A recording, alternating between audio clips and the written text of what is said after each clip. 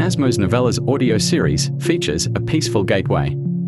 It is a fictional story that tells how a family passed through tragedies and destiny turned their lives around to help others. Please subscribe and share our free series with others. Episode 3, Judgment Day.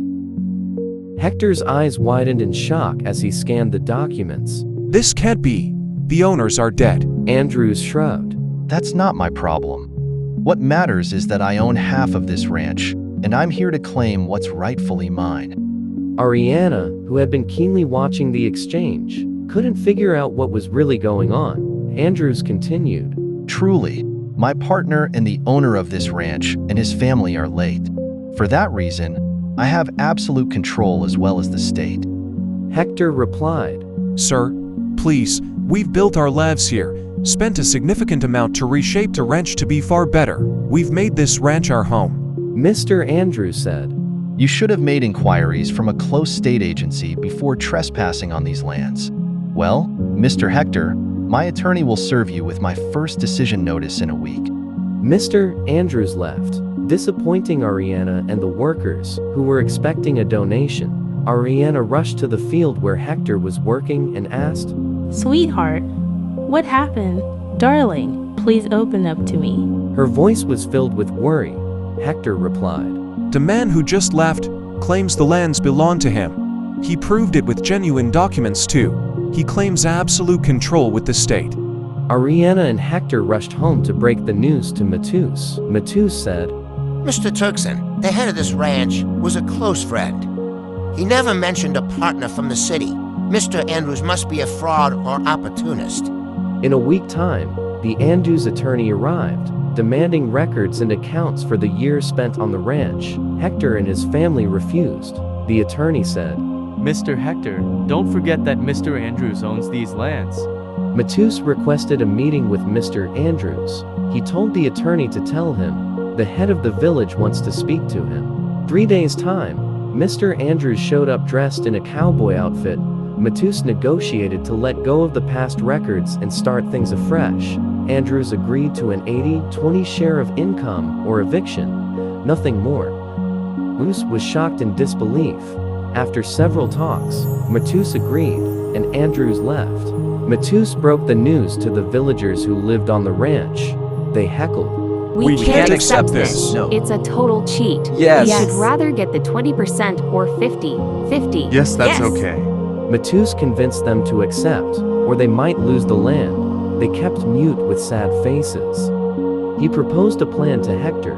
The next morning, Hector and Matus went to the state agency to inquire about the remaining 50% of the lands. Matus sponsored the deal, and the state attorney gave Hector a 50% ownership as a lease for a 5-year period. When the month was up, Andrew's attorney showed up and demanded 80% of the income made. They refused, but rather, Matus and Hector showed him the lease documents, revealing that it's going to be a 50-50th share. The attorney was shocked and left quickly to inform Andrews.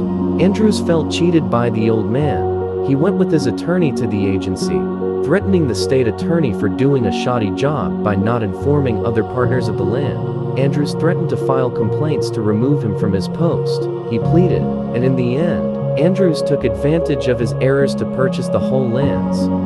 Andrews' attorney delivered an eviction notice to Hector, giving them a month or 2 to leave. Matus advised them to find Mr. Nathaniel, but they had no means to contact him. Tensions were raised in the ranch as Hector and Matus went to the agency, but a note and refund were left for them at the reception. A week after the eviction notice was due, a state task force arrived to evict them. Mr. Nathaniel arrived, but was too late. He calmed the situation and helped the Hector family to relocate. Nathaniel gave them one of his private apartment close to Massingham town to stay. Mr. Nathaniel again gave the villagers on the ranch an amount, and Matus gave them his piece of land he owned in the village to use. All farm animals were moved to Matus' small land. A week later, summer holidays were up. Tyler and his college mate Bismarck came home together.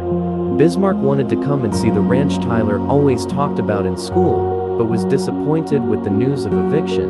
Matus was shocked when he saw Bismarck's face, which reminded him of someone he knew in the past.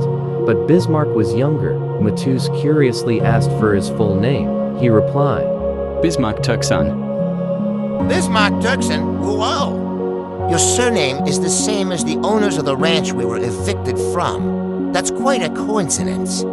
Hector and Ariana were surprised too. They asked Matus, Father, did you mean? Yeah. Same surname and facial resemblance. Wow. The story continues in the next episode as Bismarck narrates his background. Could the ranch owner be Bismarck's family? Is he the only surviving one, or just mere coincidence? Watch out for more actions in the next episodes on every Sunday. See ya! Thanks for listening. Your comments are welcome. Next episode coming up. Follow us and subscribe to our channel. Hit the notification button for updates as soon as they are uploaded.